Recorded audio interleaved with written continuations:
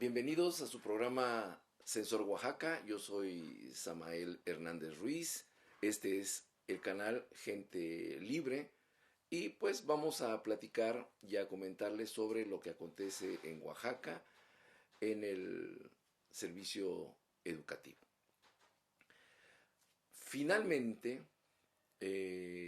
los maestros regresaron a clases.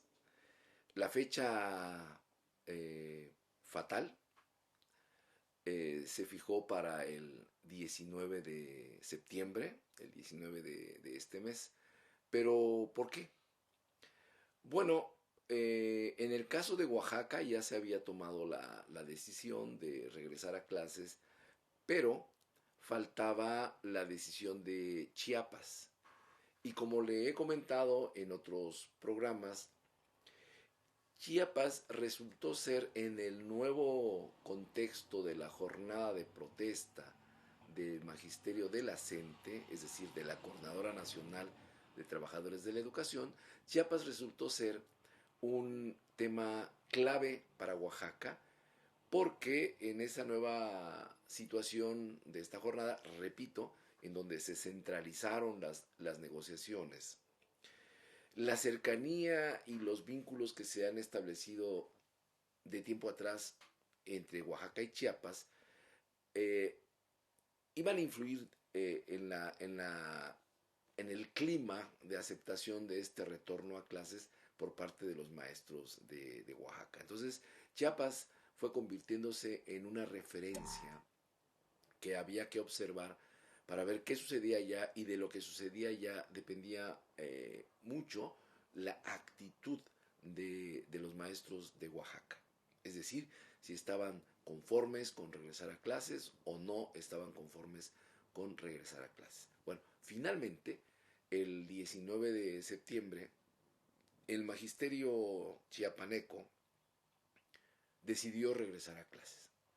Pero debo comentarle antes cuál es un poco la situación general del magisterio chiapaneco. En Chiapas, para empezar, hay dos organismos sindicales de los maestros de ese estado. Uno de ellos es la sección 7, digamos que es la sección sindical federal, aunque no es exactamente el concepto, pero bueno, pongámoslo así, es la sección sindical federal, y la sección 40, que sería el organismo sindical estatal. Es decir, porque en Chiapas había estos dos sistemas antes de todo el proceso de descentralización educativa que se originó en 1992. Bueno, la sección 40 se había mantenido, digamos, un poco al margen de todo esto, y la que mostraba mucho más, pero mucho más actividad, era la sección 7. Pero dentro de la sección 7 dominaban los maestros leales al Sindicato Nacional de Trabajadores a la Educación. Vamos a llamarles a los maestros institucionales, por llamarles de algún modo, para distinguirlos de aquellos profesores que suman o se alinean con la Coordinadora Nacional de Trabajadores de la Educación. Es decir, estos serían los del bloque democrático. Entonces, en el sindicato, en la sección 7 de Chiapas, conviven los institucionales y los maestros del bloque democrático. Y hasta hace apenas un año, dominaban los institucionales la sección 7, es decir, ellos eran los dirigentes formales de la sección 7. Pero, repito, hace más o menos un año, el bloque democrático logra ganar la Secretaría General. Y lo logra por muy poco margen. De modo que podríamos decir que el bloque democrático tomó posesión de la dirigencia formal de la sección 7. Pero por los datos con los que contamos, están casi al 50 y 50. Y se dan situaciones un poco especiales en el caso de Chiapas. porque en las escuelas conviven los maestros institucionales y los maestros del bloque democrático. Incluso cuando hay algún problema dentro de los maestros institucionales, le solicitan apoyo a los maestros del bloque democrático para sacar acuerdos que beneficien a su causa. Y al revés sucede también lo mismo.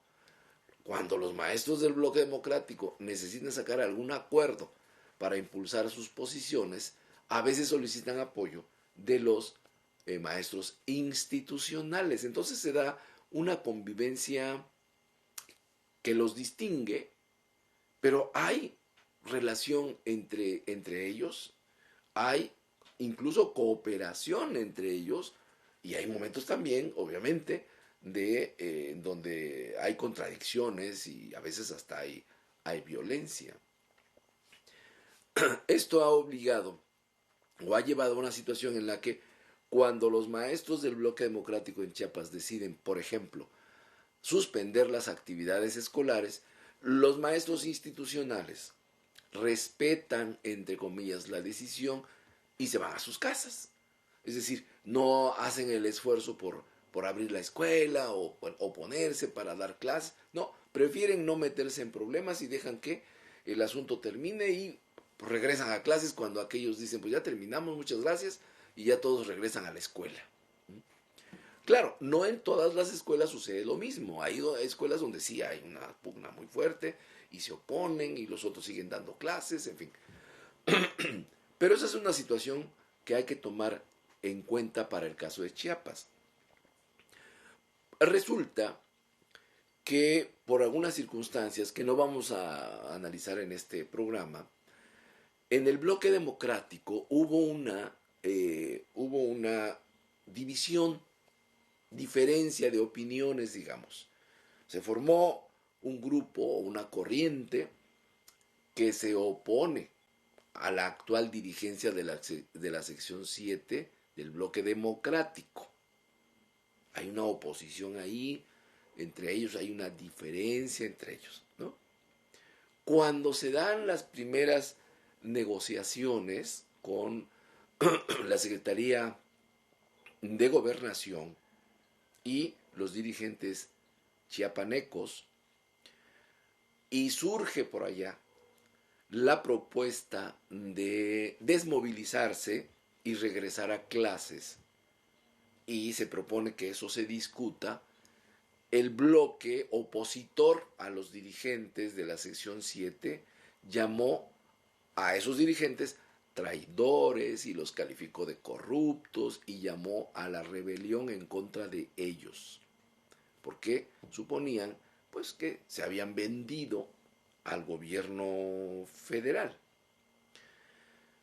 Esta situación hizo que se encendieran los focos de alarma y los opositores a la dirigencia exigían un documento escrito en el que se dijera, bueno, avanzamos en esto y por lo tanto ya podemos con base en ello tomar una decisión de si nos vamos o no. Pero la Secretaría de Gobernación nunca dio un documento por escrito. O sea, había la duda de si había acuerdos, si no había acuerdos, y por lo tanto se tomó la actitud de la dirigencia chiapaneca como una actitud entreguista, tranza, y se le calificó así, y se llamó a las organizaciones sociales a no permitir que en Chiapas se desmovilizara a la base magisterial y por lo tanto a que se regresara a clases. Desde luego, la actividad de los dirigentes de la sección 7 del bloque democrático de llamar a que era prudente un cambio en el enfoque de la jornada, por eso le llamaban que había que hacer ahí un cambio político, darle una salida política a su movimiento. Los maestros institucionales lo vieron con buenos ojos porque eso significaba regresar a clases. La dirigencia de la sección 7 del bloque democrático argumentaba que ya había habido logros y era mejor regresar a clases, reorganizarse, para volver otra vez a plantear su lucha posteriormente mejor organizados y, bueno, supuestamente, digamos, más adaptados a las nuevas condiciones, porque lo cierto es que todos coincidían en que la reforma educativa no iba a revertirse. Se iban a hacer algunos acuerdos que ya se mencionaron, como que no se iban a aplicar las evaluaciones, no iba a haber descuentos, no iba a haber despidos. Bueno, de facto se suspendía la aplicación de la reforma en Chiapas, según lo declararon sus dirigentes, y ellos consideraban que eso era suficiente como para replantearse la estrategia de lucha y por lo pronto regresar a clases. Repito, los maestros institucionales chiapanecos eso lo vieron bien y seguramente empezaron a trabajar un poco de acuerdo con la dirigencia del bloque democrático para convencer a los otros de que era mejor un cambio de estrategia y regresar a clases. Hubo una consulta, ganaron la consulta obviamente porque había consenso y había un desgaste también. Ya eran muchas semanas de mantener el paro y los padres de familia allá en Chiapas, así también en Oaxaca, empezaron a presionar para que regresaran a clases. Y las autoridades también, las autoridades locales. Entonces había también un cansancio por parte de los maestros. O sea, todo como contribuía a que ya era momento de regresar a clases, descansar, reorganizarse y retomar a lo mejor después la lucha. Finalmente se fueron a clases, 19 de septiembre fue la fecha, y empezaron las actividades, pero la inconformidad de algunos grupos, de algunos maestros, seguía manifestándose, y ahora pues se teme que en algunas zonas de Chiapas y en algunos niveles educativos, como el de primaria, ¿no?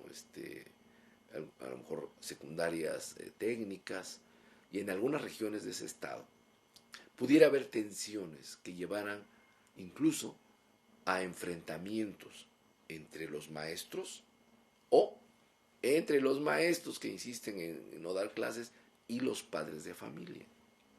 En Chiapas esa es la preocupación tanto de institucionales como de democráticos. Entonces ahí no se ha resuelto el tema de las condiciones que van a prevalecer en este regreso a clases. Pero lo importante para lo que le estoy comentando es que finalmente en Chiapas se regresó a clases. En Oaxaca la decisión se dio un poco antes e igual había un desconcierto no manifiesto, porque en Oaxaca la cosa es diferente que en Chiapas. Aquí no hay institucionales y democráticos.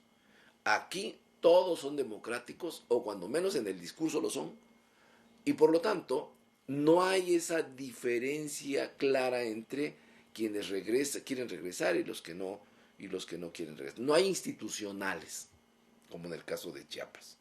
Entonces aquí no se dice nada. O sea, todas las diferencias que pueda haber se dan a escondidas, en voz baja. Evidentemente que hay diferencias al interior del magisterio oaxaqueño. Hay quienes ya estaban agotados y ya no querían más gastos, ya querían regresar a clases y simplemente por cansancio pues no querían que se mantuviera esto, porque además se planteaba de manera indefinida la jornada de lucha. Pero ya para hablar del caso específico de Oaxaca y la lógica de su protesta, le voy a pedir que lo hagamos en el próximo bloque. Gracias.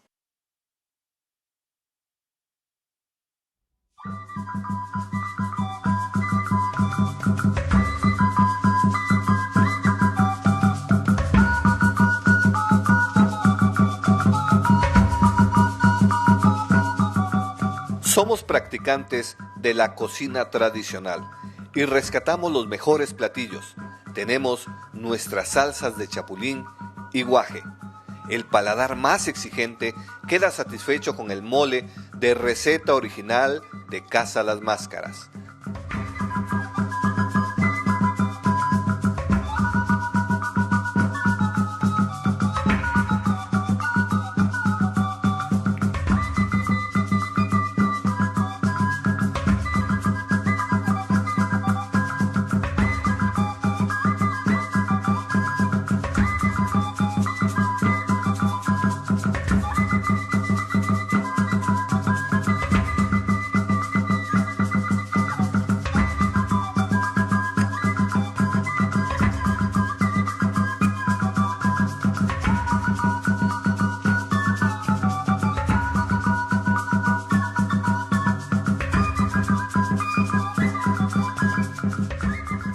Nosotros presentamos nuestros platillos para que los comensales puedan disfrutarlo desde el momento que los miran en un marco de naturaleza y tranquilidad.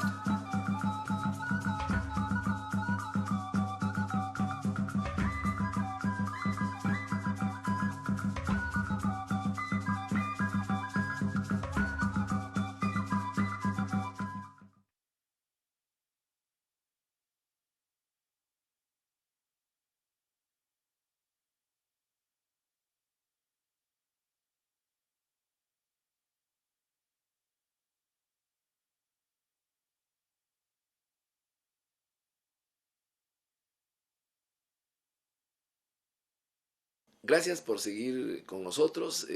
Voy a comentar entonces el tema de Oaxaca y este regreso a clases para que pueda usted diferenciar la situación en Chiapas y comprender mejor la de Oaxaca, porque cuando hay un contraste, eh, las cosas se entienden mejor.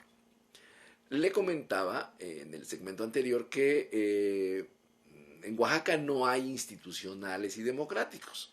En Oaxaca todos son democráticos. E insisto, al menos verbalmente, en el discurso.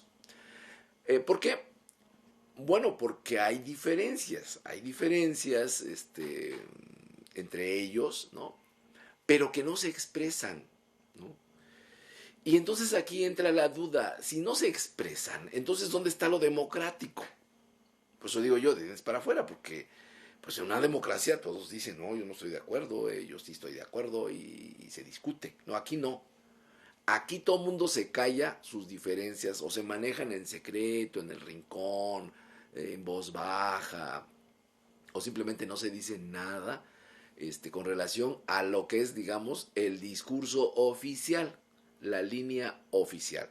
Bueno, ¿y cuál era la línea oficial en el caso de Oaxaca?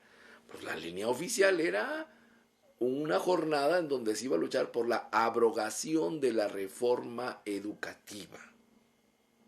Es decir, que se le diera borrón y que ya no se aplicara y que se iniciara un proceso para que se planteara una reforma distinta, diferente. Cualquier persona con un poco de sentido común diría, pues es que eso va a ser muy difícil, es decir, porque es una reforma llevada a rango constitucional. Se podrán hacer algunos cambios en las leyes reglamentarias. De hecho, se deben hacer unos cambios en las leyes reglamentarias de esta reforma educativa constitucional. Pero borrarla de la Constitución, después de que los estados ya votaron la reforma de la Constitución, se planteaba como muy difícil. Se ve muy difícil. Es muy difícil. Y a lo mejor el gobierno federal quisiera dar marcha atrás en la reforma educativa. Bueno, a lo mejor, pero aún el gobierno federal con esa disposición no podría hacerlo tan rápido como lo quiere la gente. Entonces la demanda resultaba desproporcionada.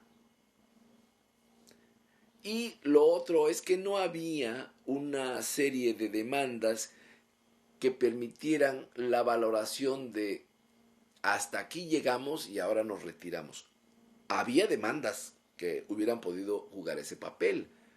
En otras negociaciones, la dirigencia sindical de las de la sección 22 distinguía entre sus discursos, su propaganda y el objetivo de la jornada. El objetivo se centraba en 3 o 4 demandas y nada más. Aunque el discurso indicara la necesidad de la revolución socialista, pues había acuerdos ahí, se negociaba y se regresaba a dar clases. En este año no fue así. Sí, había las demandas, pero no se pudieron priorizar. Y yo creo que no hubo posibilidades después de hacer esa priorización, porque se centralizó la demanda, la jornada, perdón, de lucha. Se centró en la CENTE a través de una comisión nacional única, y subrayaban eso de única, de negociación. Y eso hizo más difícil que algunos estados negociaran sus demandas particulares para luego regresar a clases o reorganizarse o como lo quisieran ellos ver. O todos hijos o todos centenados. Esa fue la conclusión, la consigna. Y entonces los estados o las dirigencias, aunque ellos sabían que en una dinámica de este tipo se iba a plantear de manera indefinida la jornada de lucha, pues no lo podían decir. En Chiapas sí lo dijeron, porque había esa diferencia y están los institucionales y hay como más pluralidad. Pero en Oaxaca no. En Oaxaca es una máquina que encierra todo, lo cubre todo, y es un fenómeno muy interesante. Pero yo creo que eso lo platicaremos después. El caso es que en los hechos aquí nadie dice nada, porque si dice algo en contra de la línea oficial, es una especie de hereje. Y bueno, si no lo queman en la hoguera, sí le aplican el famoso Rector 20, que es prácticamente la muerte sindical para los maestros de Oaxaca. Es como la guillotina en los tiempos de la Revolución Francesa, ¿no? Pero aquí no les quitan la cabeza, aquí les quitan sus derechos. Bueno, el caso es que en Oaxaca muchos se cuidan de andar diciendo, no, pues es que vamos a ver si regresamos a clase. Porque eso es una herejía. La línea oficial es una y ese es el discurso. Y nadie se puede salir del guión. Y quien se salga, cuidadito porque se la cobran. Y muy caro. Pero algo pasó en la relación y en la percepción de una parte de la dirigencia, que alguien se atrevió a decir, deberíamos ver y evaluar la posibilidad de regresar a clases a partir de los avances que ya tenemos. En Chiapas, la dirigencia fue clara y dijo, bueno, pues es que está así la situación y hay que plantear una salida política. En Oaxaca no. En Oaxaca la dirigencia decía, sí hemos logrado avances, y le decían, ¿y dónde está el documento? Pues no lo tenemos, pero nos dan garantías. No, si no hay documento no hay garantías. Eso lo discutían en la Asamblea Estatal, lo discutían en las reuniones ampliadas o en los famosos plenos del comité seccional, pero no salía a la luz pública. No se ventilaba eso, esas diferencias que había al interior del magisterio no se ventilaban. Bueno, por ahí alguien dijo, si regresamos a clases, será por los niños. Y cuando se oyó, se salió del guión. No, pues al pobre tipo le van a aplicar la guillotina. El principio rector 20 por andar saliéndose del guión. Eso es interesante en esto que un amigo mío estudioso del tema llama la retórica de la traición. Pero no es solo la retórica de la traición, es decir, te saliste del guión y por lo tanto eres un traidor. No solo es la retórica de la traición, sino es además la estructura misma de la toma de decisiones de la sección 22 la que impide que se dé, no marcha atrás, sino que se salgan del caminito trazado. Y esto de la estructura de decisiones también es un tema aparte que debemos tratar en otra ocasión, porque hay que comentar algunas cosas para entender bien este concepto. El caso es que con estos dos elementos en juego, cómo se toman las decisiones y la famosa retórica de la tradición que lo acompaña, en Oaxaca los maestros juegan como en el ajedrez los peones. Los peones, usted sabe, solo caminan para adelante. No se pueden ir hacia un lado, solo cuando se comen a otro, pero no pueden irse más que para adelante. Y las otras figuras del ajedrez, pues eso sí se pueden mover de diferentes maneras. Y que se mueve más raro, pues es el caballo. Pues no, aquí todos se mueven como el peón del ajedrez, solo para adelante y nada más. Frente a esta situación, empezó a darse una especie de efervescencia, ¿no?, entre los maestros, porque los padres de familia, las autoridades locales, el ambiente que generaban los medios de comunicación no era favorable ya para continuar la jornada de la lucha como peones de ajedrez. La gente empezaba a decir esto ya, no solo son los bloqueos, el daño a la economía que fue cuantioso, es también, bueno, la violación de los derechos constitucionales, de las garantías constitucionales, y una de ellas es el derecho a la educación. Y los padres preocupados empezaban a presionar, y presionaron a tal grado que un grupo de directores, no sé exactamente el número, pero yo platiqué con algunos de ellos, estaban ya temerosos porque decían, no, pues es que los papás de nuestros alumnos ya están poniéndonos así como un ultimátum, o regresamos o ya no nos dejan entrar a la escuela.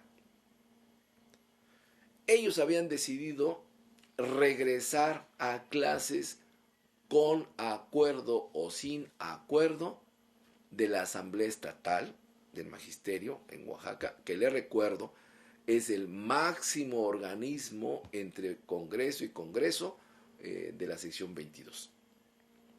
Allí se toman todas las decisiones. Entonces decían, bueno, con acuerdo o sin acuerdo de la Asamblea Estatal, nosotros vamos a regresar, ¿no?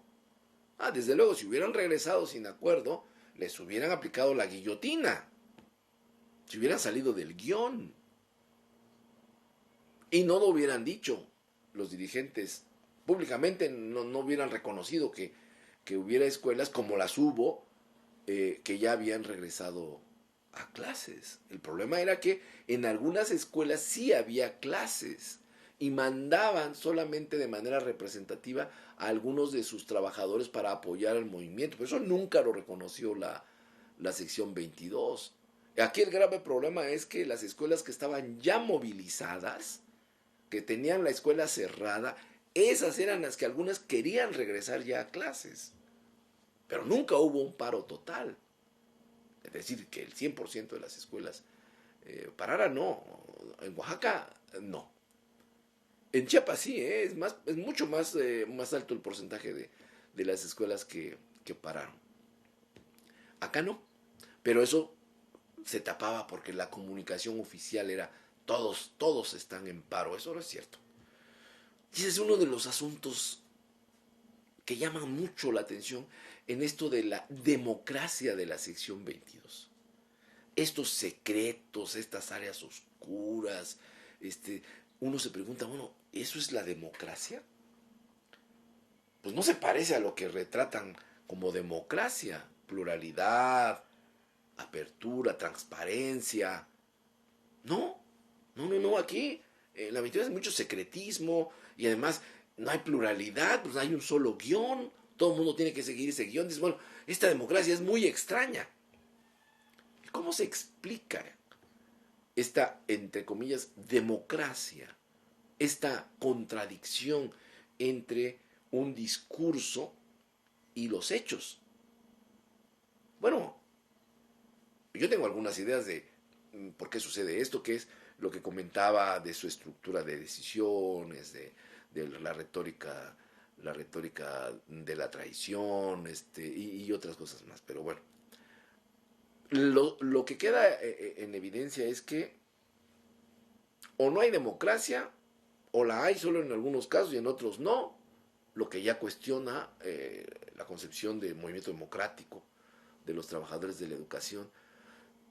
Pero al final de cuentas, con todo y que hubo discrepancias, con todo y que algunos directores querían regresar, y que finalmente en Oaxaca se tomó la decisión de el regreso a clases, con todo, la retórica de la tradición sigue funcionando, porque a quienes dijeron antes de la decisión de la Asamblea Estatal hay que regresar a clases, les van a cortar la cabeza. Y uno dice, bueno, pero si coinciden ustedes, la mayoría coincidió en que estos señores tenían razón. Finalmente se regresó a clases. Pues eso no importa. Como se salieron del guión antes de que lo dijera el director de la obra, es decir, la Asamblea Estatal.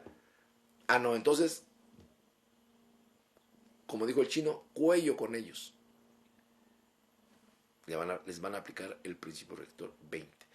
Y andan en estos momentos en la cacería de brujas.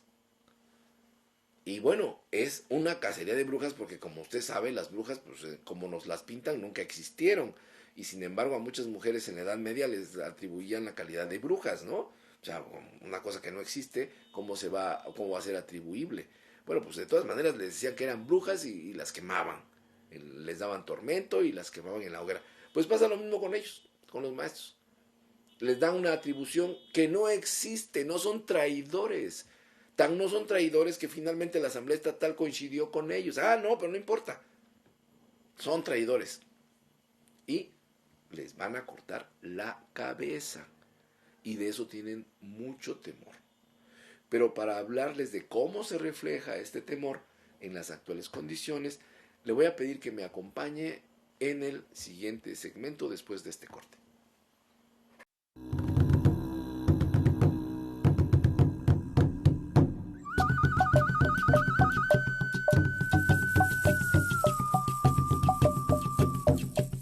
Presenciar y vivir una representación de rituales chamánicos es una experiencia única. Son expresiones del alma que recrean situaciones que se viven cotidianamente en las comunidades indígenas de Oaxaca, pero que guardan una semejanza con las situaciones complejas que se vive por cada uno de nosotros en nuestra propia realidad. Los invito a ser partícipes de estas prácticas curativas del alma, mente y cuerpo.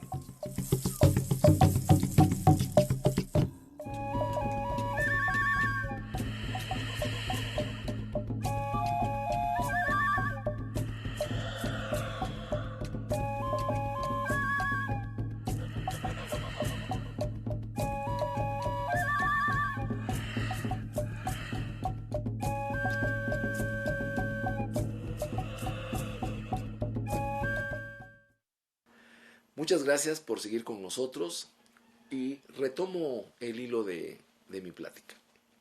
Le comentaba que pues ya están en clases, aparentemente todo está normal, pero no es así.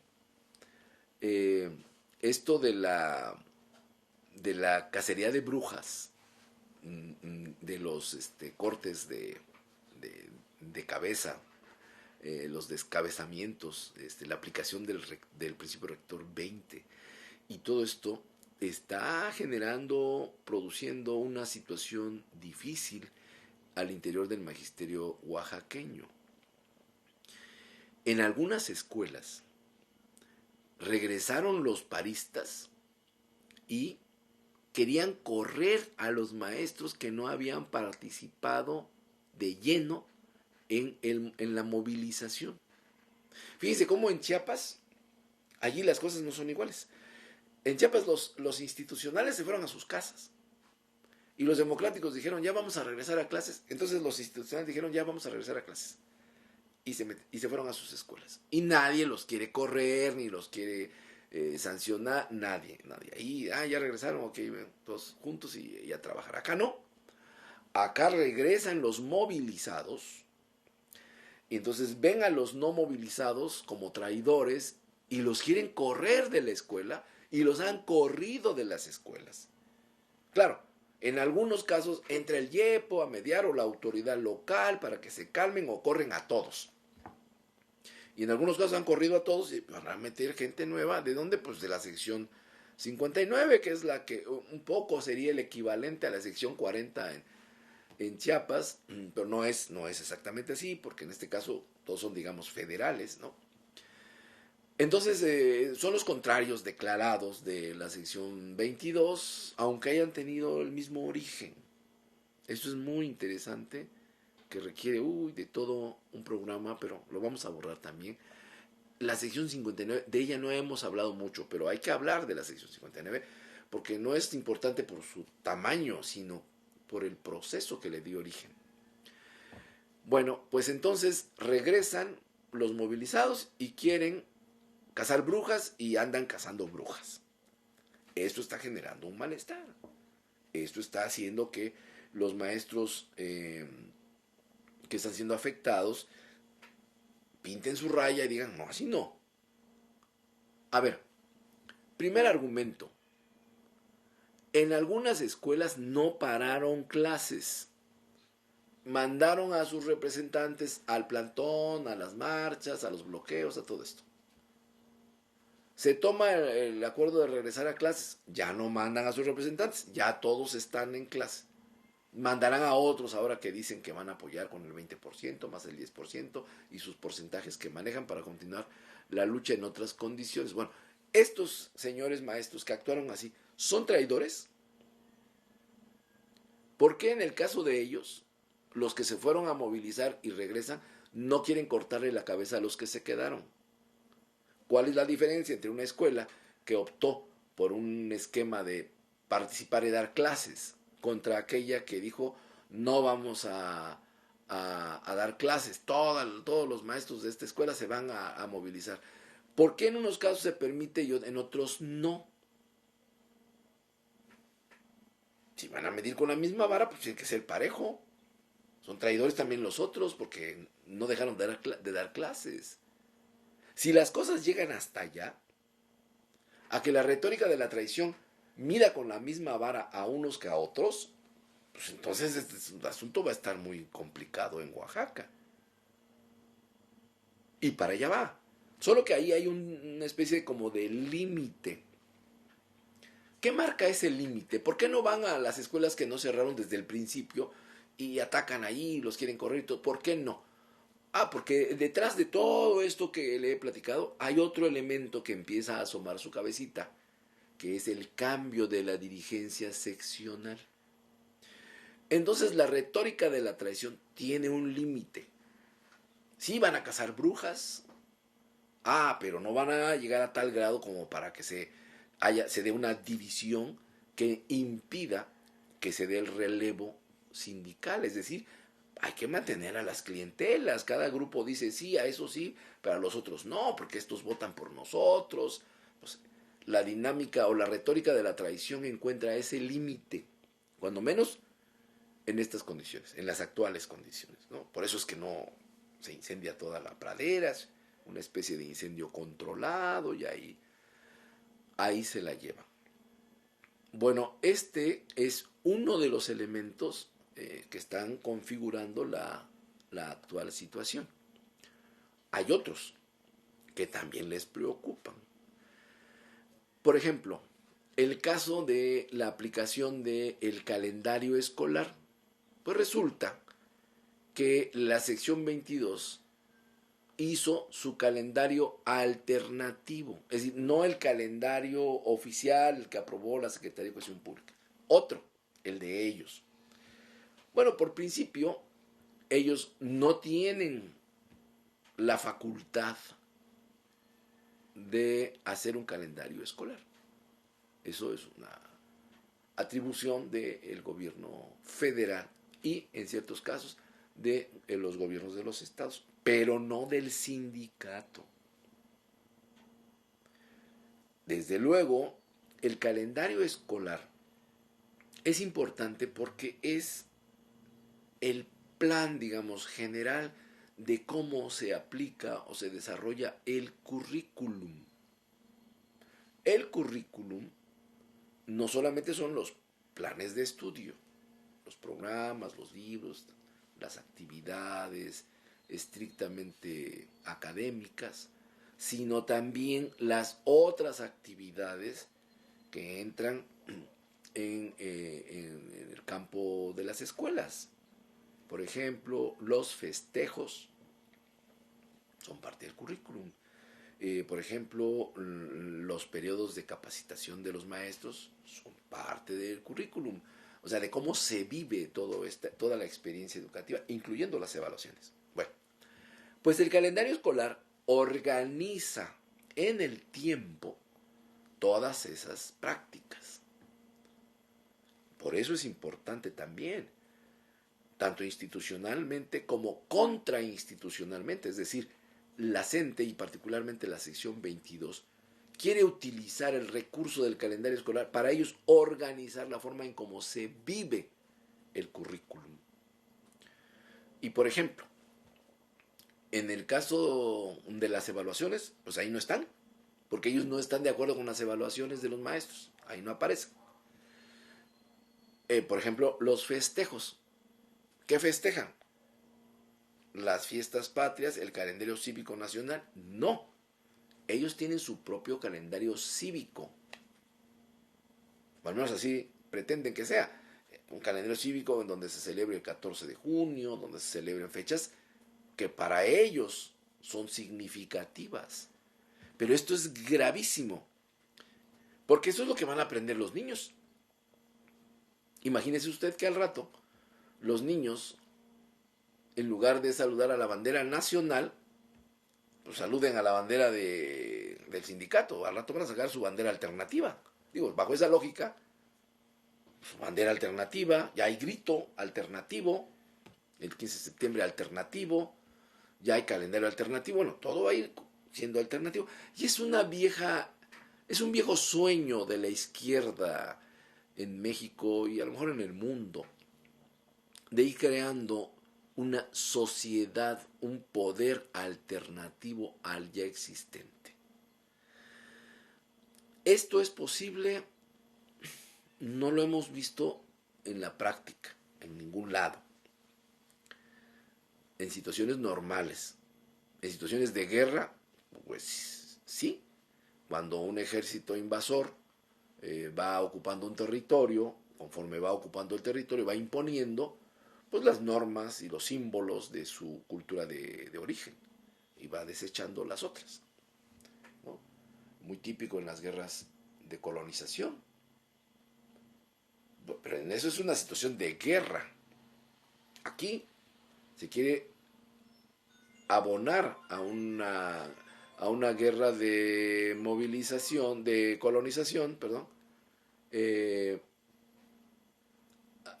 sin necesariamente haber que haya una situación de guerra militar, pero hay un intento de colonizar, y esta es una parte de este esfuerzo por colonizar el ámbito de la cultura, el ámbito de la educación, a través del planteamiento del calendario escolar.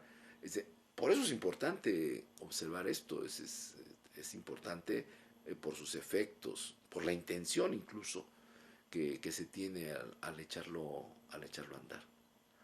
Bueno, una parte de ese calendario escolar prevé la realización de los talleres de educación alternativa. Debe usted estar enterado o habrá escuchado que al inicio de clases en el sistema oficial se convoca a todos los maestros para que tomen un taller de actualización y de planeación pedagógicos. En ese taller los maestros revisan los contenidos, se reúnen unos días, revisan los contenidos y los ayudan, o se ayudan entre ellos para hacer la planificación del curso de ese ciclo escolar. Y eso lo hace la Secretaría de Educación Pública, hacen esos talleres y después las reuniones de consejo técnico, que son las que van a ir afinando la planeación y lo que vaya sucediendo durante el ciclo escolar. Bueno, la sección 22 tiene sus talleres alternativos, es decir, no ven lo que dice la SEP. Ellos tienen su propio programa de planeación y de educación alternativa. ¿Qué ven ahí? Bueno, pues veían la historia del movimiento, o sea, un poco también era para ideologizar a los maestros, cómo surge el movimiento, cuál es el enfoque educativo del movimiento, y ahora van a tocar el tema del plan para la transformación de la educación en Oaxaca, el famoso PTEO, que en su aplicación, me adelanto, fue un verdadero fracaso. Vamos a dedicarle un programa al PTEO para que tenga usted también este elemento, qué es el PTEO, de dónde salió, qué pasó con las primeras pruebas que se ensayaron ya con el PTEO modificado, y qué cosas es ese PTEO que ahora tienen los maestros, pues que no es el que originalmente hicieron, pero ellos absorben lo que les conviene y lo que no, pues lo desechan. El caso es que en estos talleres de actualización y de planeación,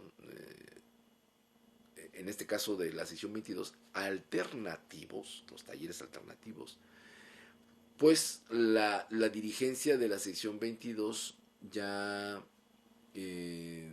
convocó a su realización de acuerdo a cómo tienen en su calendario escolar, también alternativo. Pues resulta que algunos maestros, y es un número importante de maestros, no quieren ir al famoso taller alternativo. Y uno dice, caray, pues ¿qué está pasando? Porque, ¿se acuerda usted del guión? El guión debe obedecerse y nadie se puede salir del guión. Bueno, pues si el guión ahora dice, ahora vamos a aplicar el calendario alternativo, y una de las primeras actividades del calendario alternativo es la realización de los talleres de educación alternativa también, pues se tiene que cumplir, ese es el guión. No, pero hay algunos maestros que dicen, no, nosotros no vamos a ir. ¿Pero por qué no van a ir? Es la pregunta. ¿Están desobedeciendo a su dirigencia? Bueno, obviamente que sí, porque no van a ir o no quieren ir a los talleres de actualización y planeación en materia de educación alternativa, donde van a ver el tema del PTEO y todo esto. La pregunta es, bueno, ¿y qué está pasando? ¿Por qué esa resistencia? Sucede que a raíz de todo esto de la movilización de los maestros, la Secretaría de Educación Pública dijo, el secretario Nuño dijo, que les iban a aplicar descuentos, e incluso que iba a haber despidos, porque evidentemente fueron más de 3 días los que faltaron los maestros. Pero no se había hecho efectivo. Cuando lo hicieron la primera vez, echaron las cosas para atrás y se les pagó, que era parte de las negociaciones que se hicieron, se les pagó. Voy a cortar acá para que en lo que nos resta del programa cierre yo con lo que está ahora sucediendo y que preocupa mucho al magisterio. No se vaya.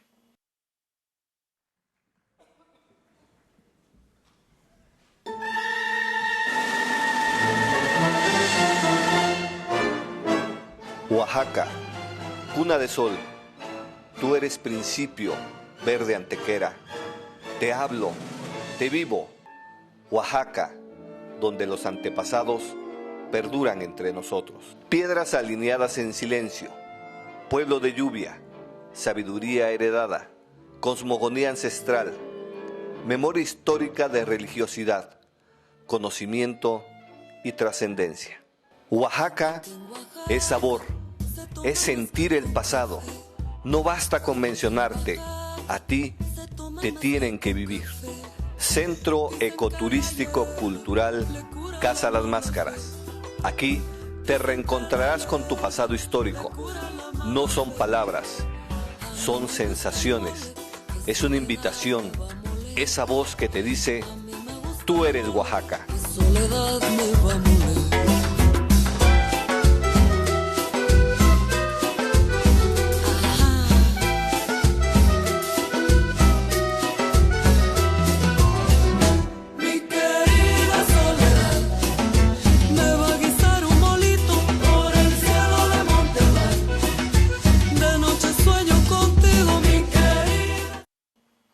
Gracias por acompañarnos.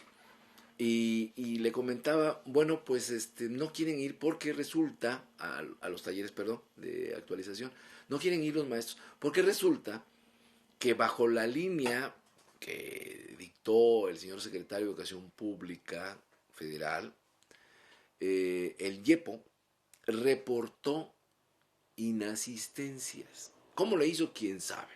Porque los directores y los supervisores no le reportan al IEPO cómo consiguió la información y cómo va a ser que esa información sea legal, por qué canales obtuvo esa información, pues no lo sé, pero el caso es que reportaron maestros que no fueron a dar clases. E independientemente de si eso está bien, me refiero a legalmente, está bien, claro que está bien que les descuentes, si no van a trabajar, está perfecto, pero debe tener un sustento legal. No es así de que ya es claro que no fueron a clases y les voy a descontar. No. O sea, así funciona la ley. Pero si uno lo está viendo, dicen algunas personas cuando ven que se comete un delito y luego sale el delincuente, pues sí, uno lo ve y puede jurar que las cosas sucedieron así, pero legalmente hay que ir configurando el delito, aportar las pruebas, y si eso no sucede en el ámbito de lo jurídico, pues no hay delito, aunque uno haya visto que sucedió. Bueno, eso vale para todos los casos en materia legal. Si legalmente no procede el descuento, aunque en los hechos sea justo, legalmente es imputable. No es imputable, es decir, se puede cuestionar el ejercicio de ese hecho. Entonces, el caso es que se les descontó, a muchos maestros les llegaron sus descuentos y bueno, al llegarles el descuento, pues evidentemente no les gustó, pues están enojados, están molestos. Cuando se decide regresar a clases, una de las condiciones fue que no les iban a descontar y a partir de ahí regresaban a clases. Pero como hubo descuento, entonces algunos maestros dicen, bueno, regreso a clases y todavía quieren que yo vaya al taller, pues no voy a ir porque a mí me descontaron. Si voy o no voy, a mí ya me hicieron el descuento. Entonces ya no tiene caso que yo vaya a ver lo de la planeación, como quien dice que va yo a trabajar para ver lo de cómo va a ser el curso. Y aunque les digan, oiga, pero es que esto es del movimiento, sí, será del movimiento, pero es trabajo. Y como a mí ya me descontaron, primero que me paguen lo que me descontaron y luego voy al taller. ¿Se entiende la situación de estos señores? Aunque es absurdo, porque para empezar, se les está descontando porque no fueron a trabajar desde el 22 de agosto. Ah, no, pero como el acuerdo fue que regresando a clases, ya todo lo demás borrón, y ya me tienen que pagar normal, porque les pagaron incluso estando en el paro. Bueno, eso es absurdo, pero así suceden las cosas en México y en Oaxaca.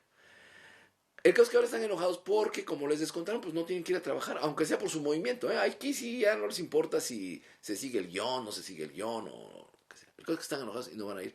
Y eso ya preocupa a la dirigencia sindical porque es una clara desobediencia a su dirigencia y esto ya trae pues cosas más delicadas, sobre todo si se piensa que viene el cambio de la representación sindical y todos los grupos están buscando adeptos. Sí, está bien, échenle en contra de esta dirigencia, ya ven, no sirven, les descontaron, y entonces empiezan a crear sus propias clientelas para lo que viene. Se abre entonces el interrogante. ¿Habrá Congreso seccional en estas condiciones? ¿Autorizará el Comité Ejecutivo Nacional para que se haga el relevo en Oaxaca o los va a mantener en suspenso? ¿O qué van a hacer los señores dirigentes nacionales del sindicato de maestros? No se sabe. Pero esa decisión va a ser muy importante para lo que viene, y lo que viene es la entrega, bueno, primero la toma de protesta del nuevo gobernador y la asunción del cargo, ¿no? Y eso implica la entrega-recepción, eso es lo que viene, y sobre eso están fijando su atención los que quieren intervenir en la nueva era política de Oaxaca, y hacia allá se están acumulando las cosas. Vamos a ver qué es lo que sucede, y aquí, en Sensor Oaxaca de Canal Gente Libre, aquí lo vamos a analizar para que usted tenga una idea clara de lo que está sucediendo.